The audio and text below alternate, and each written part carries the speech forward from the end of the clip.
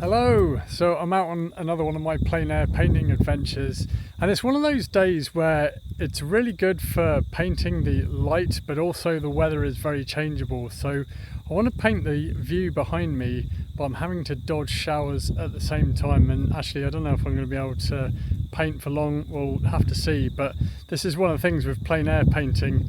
Often when it's a bit showery or the weather's not the best, it's the best for atmosphere and light.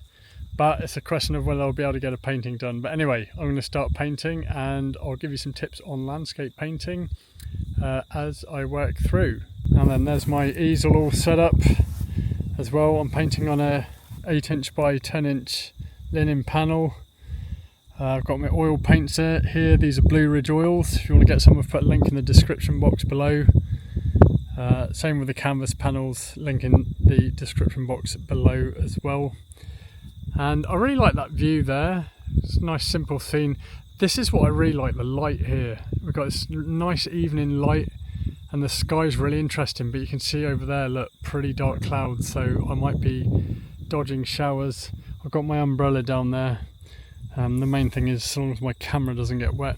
But anyway, I'm going to start painting. I don't have that long to paint because it will be getting dark soon. But yeah, let's get into it. Right then, so what I've done at this point is I've sketched my composition and I'm now going to paint the dark valleys first. Now already the weather looks like it's about to start tipping it down with rain. So if you just look over there, there's quite a dark cloud.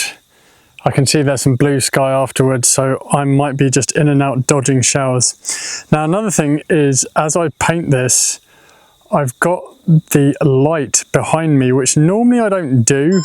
I normally paint with my canvas in shadow, but as I say, the light's directly behind me and I really want to capture this evening light with the shadows here. And I'm actually able to stand in front of my easel here and it's casting a shadow anyway, so I think we'll be all right. So anyway, one of the things I might do quickly, because I did take a couple of photos of my iPhone and it looks like the sun's going to be inside for a bit, but I'm just going to check my photo as well just to see where the shadows are.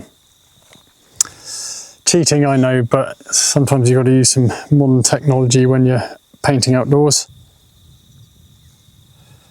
So actually, having just checked my photos, there's not a whole lot of shadow. It's really just these trees here. I think there's a bit of shadow in the bridge. I haven't decided if I'll actually put this in yet. I'll start painting it first and I'll decide in a bit.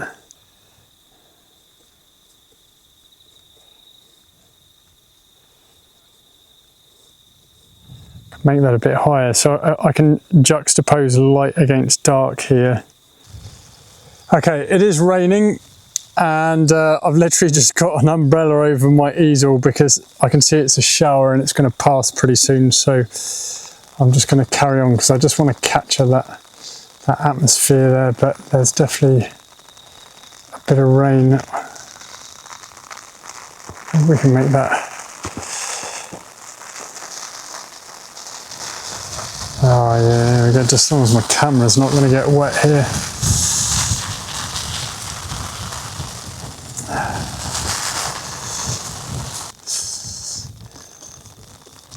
But hopefully I might get some interesting effects in my painting. So I'm just trying to get my canvas covered here. I'm just using some darker tone as well. I just want some dark gloomy clouds in the background. Get a bit more titanium white in there. Trying to make sure that I don't get my umbrella in front of the camera there as well. Okay, not an ideal situation here because it's raining. I'm just still working on my painting here. So I've got the umbrella over my painting and my camera because I just wanted to capture that sky with the clouds because I think that would look really good. The rain is coming from that direction and the clouds seem to be passing over pretty quick, so I think it should stop. In fact, actually, it's almost stopped. So there it is, that's just passed over. My pochade box is wet, but the rain seems to have stopped now, so I'm going to carry on painting. It's all good.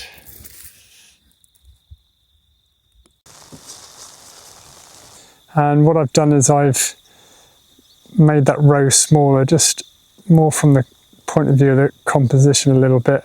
And I'll be able to go back in and restate some of these shadows as well. Okay, so the power poles are this pretty dull concrete colour. So I'll just start off with the light areas first, and what I'll do is I'll add some darks to it in a bit, just to imply some shadow.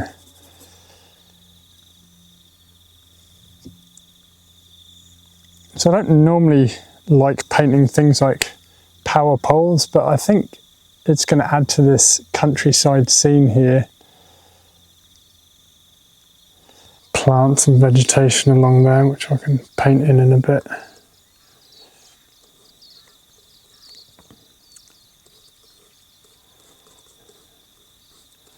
Given the time factor, I might need to leave a couple of things out of this painting, because I actually really don't have that much time to get this painting done.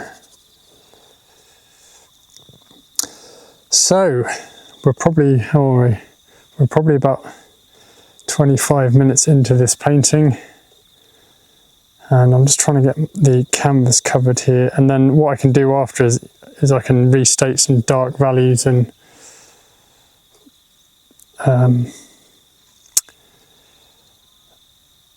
just tidy up the whole thing.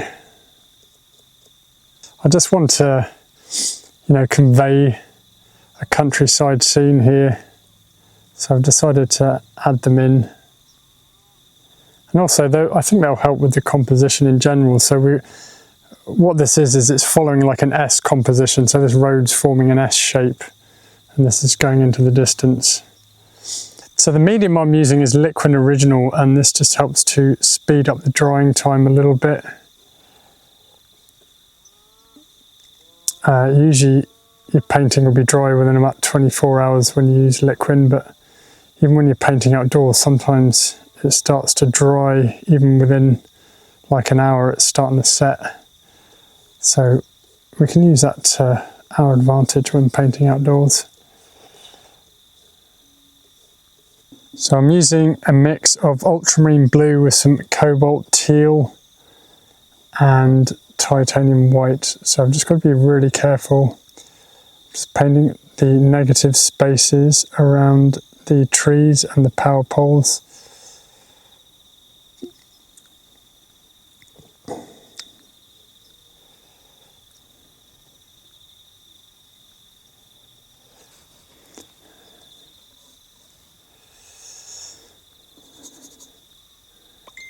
And then let's have some of that rain coming down here.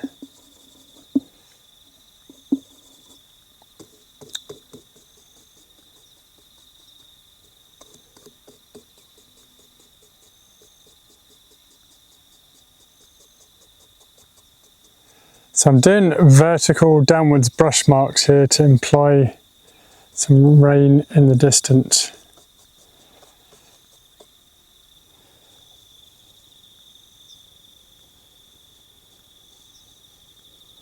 Put that in there. We'll get a little bit of a lighter tone in there for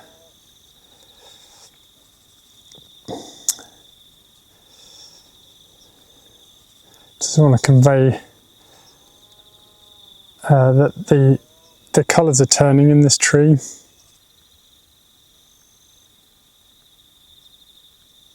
It's a little bit more tricky just because we've got the light shining directly on it.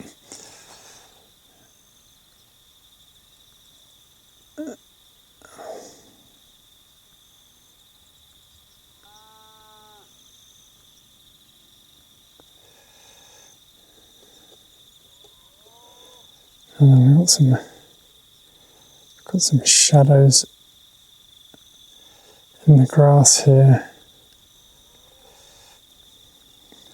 So anyway, we'll just get a bit of shadow in this willow tree. Perhaps a suggestion of some stems and branches as well.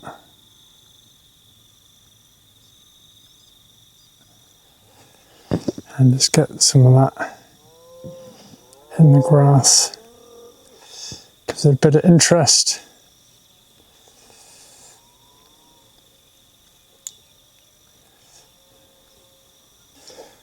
Okay, so I'm going to go back over these power poles again and just make them a little lighter in value so that they stand out a little bit more.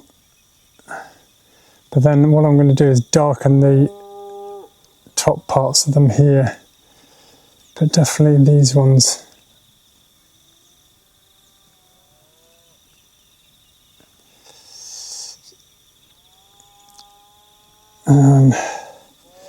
Don't have the steadiest of hands here this evening.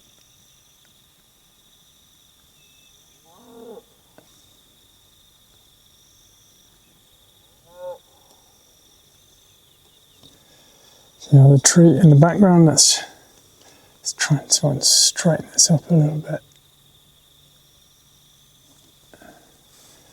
That's looking better.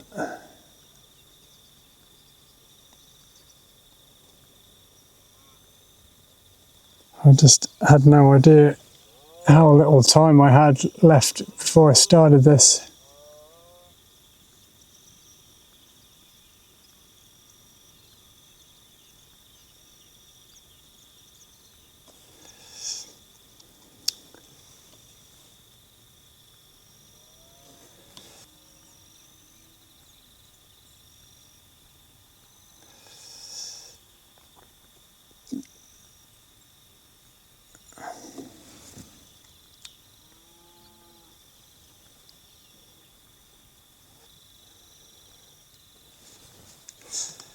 Yep, it is really starting to get dark now.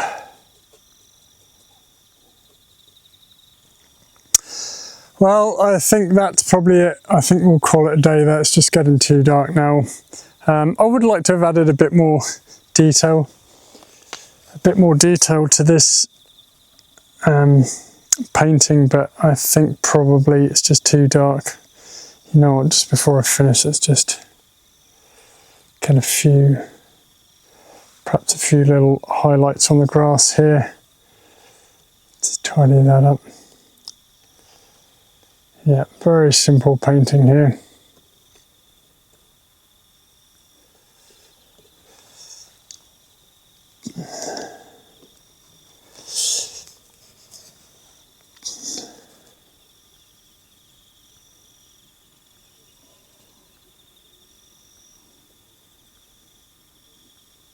Okay, that's my painting complete. It's getting pretty dark now.